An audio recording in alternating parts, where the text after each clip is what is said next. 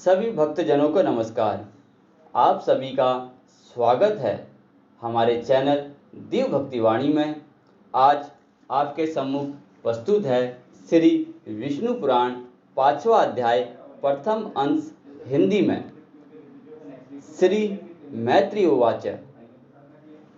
श्री मैत्री जी बोले, हे द्विजराज, संग के आदि में भगवान ब्रह्मा जी ने पृथ्वी, आकाश और जल आदि में रहने वाले देव, ऋषि, पितृगण, दानव, मनुष्य और विषादी को जिस प्रकार रचा तथा जैसे गुण, स्वभाव और रूप वाले जगत की रचना की, वह सब आप मुझसे सुनिए।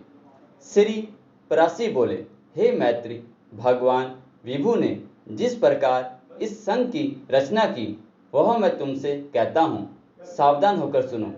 संघ के आदि में ब्रह्मा जी के पूर्णतः सृष्टि का चिंतन करने पर पहले अर्थात पहल असावधानी हो जाने से तमोगुणी सृष्टि का आविर्भाव हुआ।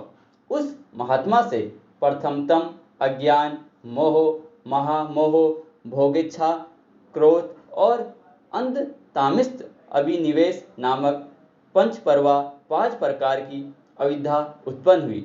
उसके ध्यान करने पर ज्ञान शून्य बाहर भीतर से तमोमयी और जड़ नगादि विष, लता रूप 5 प्रकार का संघ हुआ।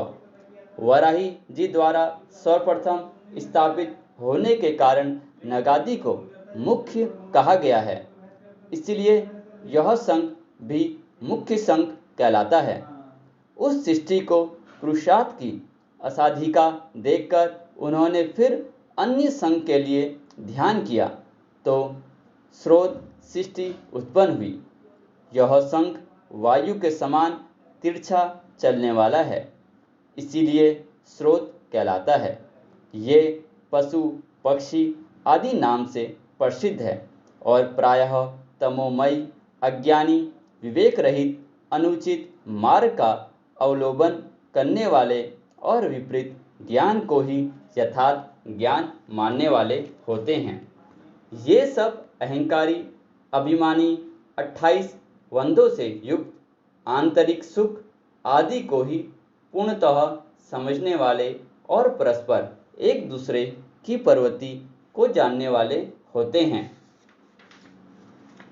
उन संघ को भी पुरुषार्थ का असाधक समझ पुनः चिंतन करने पर एक और संघ हुआ। वह तीसरा सात्विक संघ ऊपर के लोक में रहने लगा। वे उधम स्रोत सृष्टि में उत्पन्न हुए प्राणी, विषय सुख के प्रेमी, ब्रह्मा और आंतरिक दृष्टि संपन्न तथा ब्रह्मा और आंतरिक ज्ञानयुक्त थे। यह तीसरा देव संघ कहलाता है। इस संघ के पादुभूत होने से संतुष्टित ब्रह्मा जी को अति प्रसन्नता हुई। फिर इन मुख्य संघ आदि तीनों प्रकार की सृष्टियों में उत्पन्न हुए प्राणियों को पुरुषार्थ का असाधक जान उन्होंने एक और उत्तम साधक संघ के लिए चिंतन किया। उन सत्य संकल्प ब्रह्मा जी के इस प्रकार चिंतन करने पर अव्यक्त प्रकृति से पुरुषार्थ का साधक नामक संघ प्रकट हुआ। इस संघ के प्राणी नीचे पृथ्वी पर रहते हैं, इसलिए वे अवा स्त्रोत कहलाते हैं। उनमें सत्व, रज और हम तीनों की अधिकता होती है, इसलिए वे दुख बहुल, अत्यंत क्रियाशील एवं ब्रह्मा आभ्यंतर ज्ञान से युक्त और साधक है। इस संघ के प्राणी मनुष्य है। हे मुनिश्रेष्ठ, इस प्रकार अब तक तुमसे 6 संघ कहे। उनमें महत्वपूर्ण को ब्रह्मा का पहला संघ जानना चाहिए। दूसरा संघ तन्मात्राओं का है, जिसे भूत संघ भी कहते हैं, और तीसरा वैकारिक संघ है, जो इंद्रिय संबंधी कहलाता है। इस प्रकार बुद्धिपूर्वक उत्पन्न हुआ यह प्राकृत संघ हुआ। चौथा मुख्य संघ है पर्वत, विषादी, स्थावर ही मुख्य संघ के अंतर्गत है। पांचवा जो बतलाया है उसे त्रियंक कीट पथ गादी योनि भी कहते हैं। फिर छठा संघ उद्धव श्रोताओं का है जो देव संघ कहलाता है। उसके पश्चात सातवां संघ श्रोताओं का है, वह मनुष्य संघ है। आठवां अनुग्रह संघ है, वह सात्विक और तामसिक है। ये पांच वैकृत विकारी संघ है और पहले तीन प्राकृत संघ कहलाते हैं। नौवां कुमार संघ है जो प्राकृत और वैकृत भी है। इस प्रकार सृष्टि रचना में पर्वत हुए जगदीश्वर प्रजापति के प्राकृत और वैकृत नामक ये जगत के मूलभूत 9 संघ तुम्हें सुनाए। अब और क्या सुनना चाहते हो? श्री मैत्री जी बोले, हे मुने, आपने इन देवा देवी के संगों का संक्षेप से वर्णन किया। अब हे मुनिश्रेष्ठ, मैं इन्हें आपके मुखारविंद से विस्तार पूर्वक सुनना चाहता हूँ। श्री पराशर बोले, हे मैत्री, संपूर्ण प्रजा अपने पूर्ण शुभाशुभ कर्मों से युक्त है, अतः प्रलय काल में सबका लय होने पर भी वह उनके संस्कारों से मुक्त नहीं होती। हे ब्राह्मण, वर्मा जी के सृष्टि कर्म में प्रवृत्त होने पर देवताओं से लेकर स्थावर पर्यंतन 4 प्रकार की सृष्टि हुई, वह केवल मनोमयी थी। फिर देवता, असुर, पितृगण और मनुष्य, इन चारों की तथा जल की सृष्टि करने की इच्छा से उन्होंने अपने शरीर का उपयोग किया। सृष्टि रचना की कामना से प्रजापति के युक्तिचित होने पर तमोगुण की वृद्धि हुई, अतः सबसे पहले उनकी जगह से असुर उत्पन्न हुए। तब से हे मैत्री, उन्होंने उस तमोमय शरीर को छोड़ दिया। वह छोड़ा हुआ तमोमय शरीर ही रात्रि हुआ। फिर अन्य देह में स्थित होने पर सृष्टि की कामना वाले उन प्रजापति को अति प्रसन्नता हुई और हे द्विज, उनके मुख से सत्व प्रधान देवगण उत्पन्न हुए। तदंतर उस शरीर को भी उन्होंने त्याग दिया। वह त्यागा हुआ शरीर ही सत्व स्वरूप दिन हुआ। इसीलिए रात्रि में असुर बलवान होते हैं और दिन में देवगणों का बल विशेष होता है। फिर उन्होंने आंशिक सत्वमय अन्य शरीर ग्रहण किया और अपने को पितृवृत्त मानते हुए अपने पार्श्व भाग से पितृगण की रचना की। पितृगण की रचना कर उन्होंने उस शरीर को भी छोड़ दिया। वह त्यागा हुआ शरीर ही दिन और रात्रि के बीच में स्थित संध्या हुई। तत्पश्चात उन्होंने आंशिक रोजमयी अन्य शरीर धारण किया। हे द्विजश्रेष्ठ, उससे रज प्रधान मनुष्य उत्पन्न हुए। फिर शीघ्र ही प्रजापति ने उस शरीर को भी त्याग दिया। वही जो त्यों से हुआ, जिसे पूर्ण संध्या अर्थात प्रातःकाल कहते हैं। इसीलिए हे मैत्री, प्रातःकाल होने पर मनुष्य और सायकाल के समय पितर बलवान होते हैं। इस प्रकार रात्रि, दिन, प्रातःकाल और सायकाल ये चारे प्रभु वर्मा जी के ही शरीर है और तीनों गुणों के आश्रय है। फिर वर्मा जी एक और रजो मात्रम शरीर धारण किया। उसके द्वारा वर्मा जी से सुधा उत्पन्न हुई और सुधा से काम की उत्पत्ति हुई। तब भगवान प्रजापति ने अंधकार में स्थिर होकर सुधाग्रस्त सृष्टि की रचना की। उनमें बड़े कुरूप और दाढ़ी मूछ वाले व्यक्ति उत्पन्न हुए। वे स्वयं वर्मा जी को और ही उन्हें भक्षण करने के लिए दौड़े। जिन्होंने यह कहा, ऐसा मत करो, इनकी रक्षा करो, वे राक्षस कहलाए।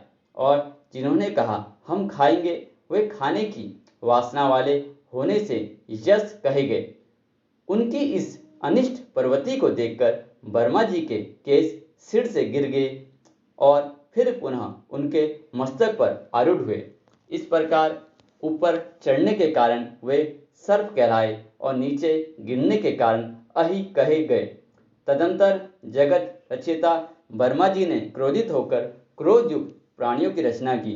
वे कपिश, कालापन लिए हुए पीले वर्ण के अति उग्र स्वभाव वाले तथा मांसाहारी हुए। फिर गान करते समय उसके शरीर से तुरंत ही गंधक उत्पन्न हुए। हे द्विज, वे वाणी का उच्चारण करते अर्थात बोलते हुए उत्पन्न हुए थे, इसलिए गंधर्व कहलाए। इन सब की रचना करके भगवान वर्मा जी ने पक्षियों को उनके पूर्ण कर्मों से प्रेरित होकर स्वच्छतापूर्वक अपनी आयु से रचा। तदंतर अपने वश स्थल से भेड़, मुख से बकरी, उदर से पाशव, भाग से गौ, पैरों से घोड़े, हाथी, गधे, वनगाय, मिर्ग, ऊंट, खच्चर और नियुक्त आदि पशुओं की रचना की। उनके रोमों से फल, मूल रूप औषधियां उत्पन्न हुई। हे द्विजोत्तम, कल्प के आरंभ में ही वर्मा जी ने पशु और औषधि आदि की रचना करके फिर त्रेता युग के आरंभ में उन्हें यज्ञादि कर्मों में सम्मिलित किया। गौ, बकरी, पुरुष, भेड़, घोड़े, खच्चर और गधे ये सब गांवों में रहने वाले पशु हैं, जंगली पशु है। स्वापत, व्याघ्र आदि, दो खुर वाले वनगाई आदि, हाथी, बंदर और पांचवें पक्षी, छठे जल के जीव तथा सातवें सरीसृप आदि। फिर अपने प्रथम पूर्ण मुख से वर्मा जी ने गायत्री, ऋग, रथंतर और अग्निष्टोकम यज्ञों को निर्मित किया। दक्षिण मुख से यजो तथा रचना की। पश्चिम मुख से साम, जगदी छंद, सप्त, दस्तोत्तम, वैरूप और अधिरात्रि को उत्पन्न किया तथा उत्तर मुख से उन्होंने अर्थवेद आदि को उत्पन्न किया।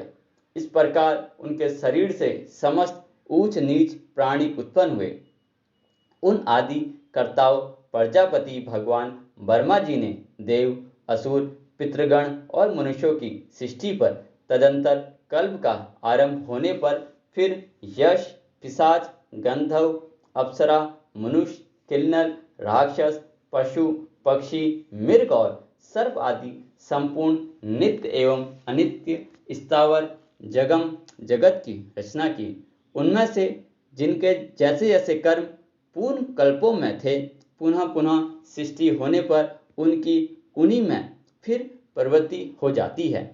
उस समय हिंसा, अहिंसा, मृत्यता, कठोरता, धर्म, अधर्म, सत्य, मिथ्या ये सब अपनी पूर्ण भावनाओं के अनुसार उन्हें प्राप्त हो जाते हैं। इसी से ये उन्हें अच्छे लगने लगते हैं। इस प्रकार प्रभु विधाता ने ही स्वयं इंद्रियों के विषय, भूत और शरीर आदि में विभिन्नता और व्यवहार को उत्पन्न किया है। उन्होंने कल्प के आरंभ में देवता आदि प्राणियों के वेदानुसार नाम और रूप तथा कार्य विभाग को निश्चित किया है। ऋषियों तथा अन्य प्राणियों के भी वेदानुकूल नाम और यथोयोग्य कर्मों को उन्होंने निर्देशित किया है। जिस प्रकार भिन्न भिन्न ऋतुओं के पुनः पुनः आने पर उनके चिन्ह और नाम रूप आदि पूर्णतः रहते हैं, उसी प्रकार युगांती में भी उनके पूर्ण भाव ही देखे जाते हैं। शिक्षुषा शक्ति, सृष्टि रचना की इच्छा रूप शक्ति, ये युग वे वर्मा जी सज शक्ति सृष्टि के बारंबार की प्रेरणा से कल्पों के आरंभ में बारंबार इस प्रकार सृष्टि की रचना किया करते हैं। इति श्री विष्णु पुराण प्रथम अक्षय पंचो अध्याय समाप्तम।